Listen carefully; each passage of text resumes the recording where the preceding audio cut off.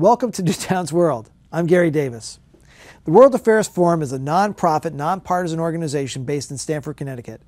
Its mission since 1946 has been to expand understanding of global affairs and America's role in the world. George Paik is vice chair of the World Affairs Forum and lives here in Newtown. George, welcome to Newtown's World. Thanks, Gary. So George, what is, basically beyond the little description I gave, what is the focus of the World Affairs Forum, at least in this day and age? In this day and age, it's the same as it's been. It's to bring information and understanding of world affairs to the people of the region. The World Affairs Forum in Stamford has a formal catchment area of Fairfield and Westchester counties. It's part of a national network capped off by a national group called World Affairs Councils of America, headquartered in Washington. And most of what we do is either educational or in terms of being with the schools, or educational in terms of having speakers and events for the public and for membership. So George, how did you become involved? I've been involved in the World Affairs Forum since I moved to Connecticut.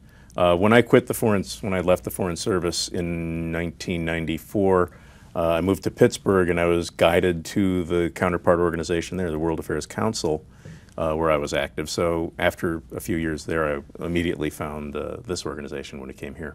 So what is it about the work of the World Affairs Forum that you find important? Well, the world is, I think everybody realizes, the world is at our doorstep, individually and at work and in public affairs and in the media. And I think it's becoming clear to all of us that it's important to understand where things come from, and it's that they don't just suddenly pop up out of the blue.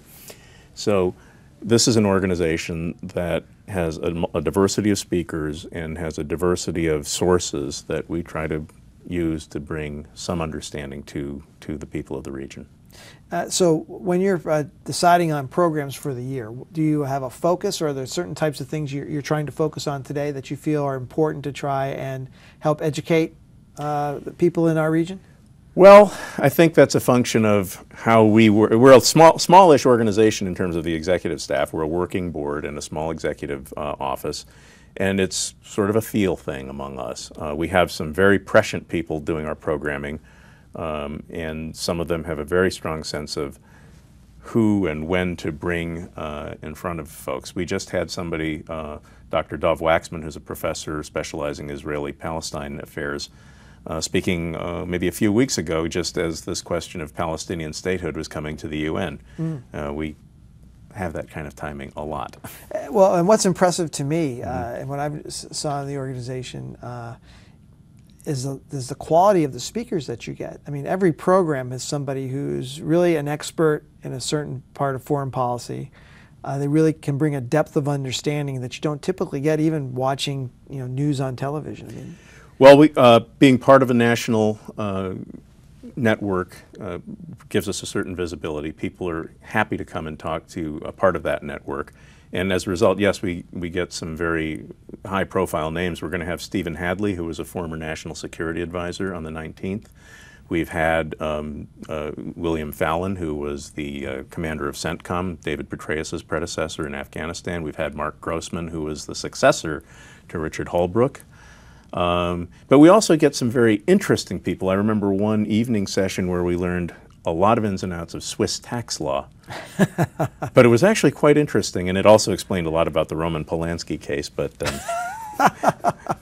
what was the insights on the Polanski case? Well, it was the Swiss tax authorities saying that we'd given them so much trouble with the way we maneuvered the legal ramifications of some of the banking questions that they said, fine, you want a tax law case? Here's one for you. What do you want to do with Roman Polanski? And they essentially got him arrested on whatever old outstanding issues, and kind of threw it back in our justice administrator's laps. So they got Roman Polanski on tax issues in Switzerland, and yes. Then said, okay, you want him? Figure out a way to get him, because now we have him. Interesting. Or if you don't want him, here he is. Yeah, who would have thought that financial tax law would play a role in that situation? It was actually connected, yes. It's amazing. How do you guys go about carrying out your mission with the schools?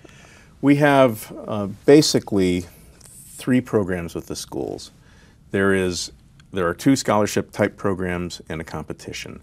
Every year we host something called Academic World Quest, which is a quiz-type format competition among high school teams. Teams of 4 all come. And we hold that in February at UConn-Stanford. That is part of a national competition. The winner goes to Washington. We host them on that, and they compete in the national competition. The other programs, we have a scholarship program for college students to help them with any special programs they may be pursuing in international affairs. It's called the Norman Woodbury Program. And we have, in the last 2 years, something called the Future Global Leaders Program, where every high school in Fairfield County is invited to name a junior as their future global leader. That person is recognized as such and brought to a number of functions that we put together. And also applies for a scholarship. And actually, Newtown has been a regular contestant, and this year's future global leader from Newtown is Marina Leonard-Calvo. Oh, neat. Yes. Great. Well, congratulations to her. That's Yes, a indeed. wonderful program. Yes. So why do you think in today's world the programming of the World Affairs Forum is important? Why should people care? Well, you never know what it's going to be that's going to come up and be important. Whether it's through jobs, whether it's through global politics, military action, whether it's some law that some country is going to pass regarding the environment or tax or whatever it might be. We have the programming that brings a diversity of viewpoints. As I said, I mentioned, I mentioned a military person and a diplomat and tax law. We also have, for instance, a global economic trends lecture where we've had in past years Robert Schiller. And these are all global. These are all, everything's knit together today. As I say, you never know when it's going to come knocking right on your doorstep. Well, that's amazing, really. And somebody who's had some experience with the State Department, do you think things are more interconnected today than they have been in the past? Is that just the evolution of our society and culture around the world, that we have such connections now, that we're more global? I think that's probably fair. Even in the, well, I guess it's a fair number of years, but even in the years since I was in the State Department, communications technology has evolved. You've got all the social media, you've got the internet that really came into being since then, and there's just that much more access. And frankly, there's that much more material that might pop out of a computer monitor at you that you might be curious about, or that you may realize is affecting you. So I think it brings the world closer.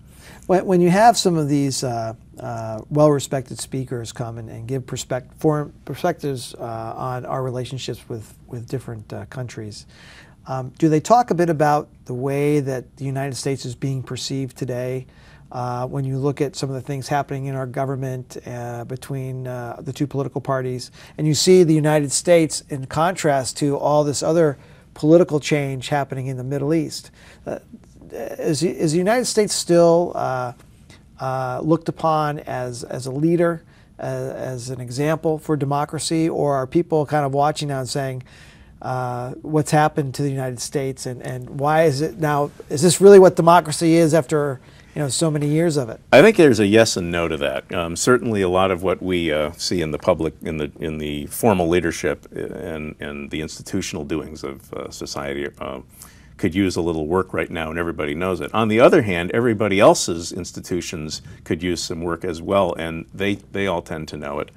And at the same time, I would say that for all the problems we have, we're still the standard of what is success, what is the top, what is the place where things work. And people are always interested in what Americans do. And I think most of the speakers we have reflect that one way or another. Of course, many are Americans, so of course we'll be more self-critical among ourselves. But as I say, there's a yes and there's a no to that. Now, how can someone participate in the forum? Well, the best thing is to come to events. One of our speakers series is called the World Affairs Forum. It's eponymous with our organization. They tend to be evenings in Stamford. You can get the schedule on www.worldaffairsforum.org. In fact, Wednesday the 12th, we're going to have a man named Andrew Tabler, who's a next generation fellow from the program on Arab politics of the Washington Institute, talking about Syria, which is again timely. So that would be a start. These events, these particular events, are open to the public for a small fee, and they're free to members. And it's one of the subscriptions that you can have if you're a member. We have others as well. Yeah, that's fantastic. You know, it's wonderful to have these types of opportunities in so close to home, and to really take advantage of them if you have an interest in what's happening with the world outside of Newtown, which many of us do because of our lives today are so globally focused, whether we really want them to be or not. We look at our local environment, but we're always talking about what's happening outside in a more global sense. Absolutely. Our feeling at the forum is that everybody should join, whether you're in Newtown or anywhere else. The world's going to be with you. So, you know, we encourage people to come to our events. We encourage people to join. Check our site out. It's something we're very excited about. Get engaged, right? Yes, absolutely. So, as George mentioned, you can learn more about the World Affairs Forum and its programs at www.worldaffairsforum.org. George, it was a pleasure to have you here, and hopefully we'll have you back. Thanks very much. And we'll be right back. Great. Thank you.